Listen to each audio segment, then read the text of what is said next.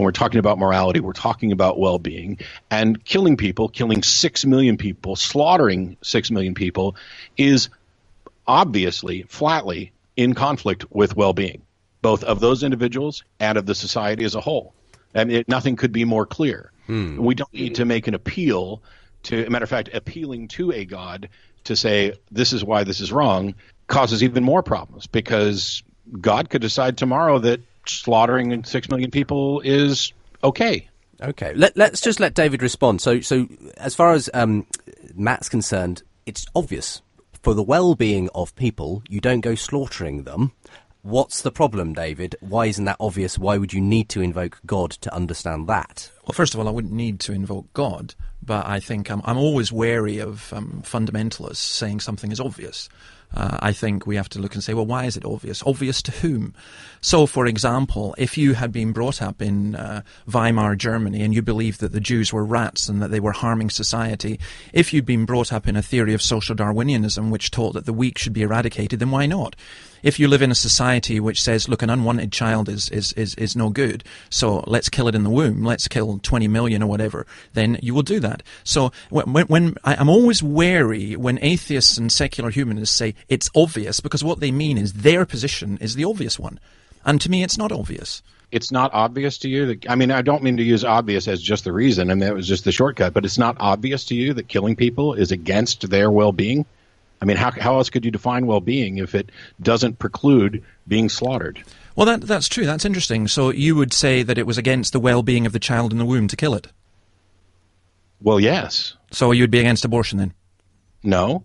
So you think that that killing the child in the womb is against the well-being of the child, but you're for that? Did I say I was for it? You said you weren't against it. And basically with abortion, it's like it's like your thing with agnosticism. You say you either believe or you don't believe. You either think abortion is correct or you think it's wrong. I'm actually pro-choice.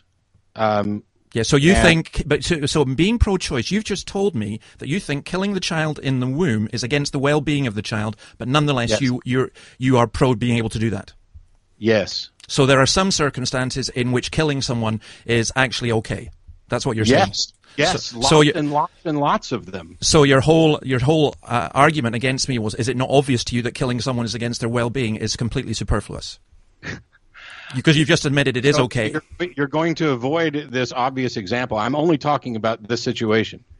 Yeah, but I am talking about instead of putting yourself in your own mindset, put yourself in the mindset of someone who grew up in Nazi Germany, or in Weimar Germany, and then it became Nazi Germany, and they have been taught that the Jews are rats, that the Jews were the result of Germany losing the First World War, that the Jews are the result of them being unemployed, that the Jews are a cancer on society, that mankind is evolving, and all the rest of it. You made an interesting thing about Hitler, and I'm not going to say that Hitler was an atheist. He certainly wasn't a Christian.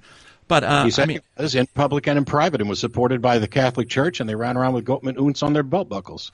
But that is hilarious. That's like all the American congressmen who say that they believe in God, or in God we trust. It's like that's like saying that every American is a Christian because you have "In God we trust" on your dollars or whatever. Look, you're not debating like a third-year school kid. Yeah, that is. I'm sorry, but you can't get away with that. Gottman Unz on it. You do know that was the motto of the whole German army. I do understand that, but you also know that Hitler espoused his Christianity both publicly and privately, and used his Christianity as justification for his views. Yes, and would you like to give me an example of that? Because I can explain that. I mean, I'm sorry, but this is my period, and if you want to go ahead with this, go ahead.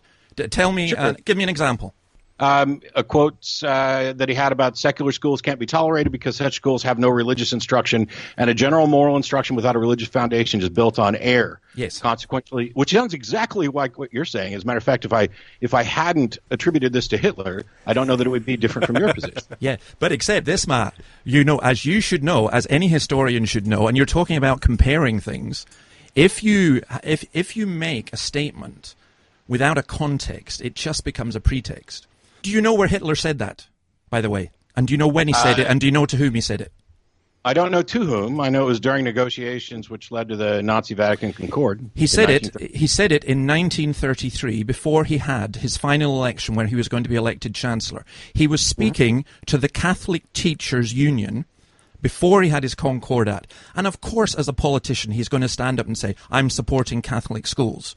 Of course he was going to say that. He's a politician. For you to take that and say, this is evidence of Hitler's faith, I'm sorry, but that's ludicrous.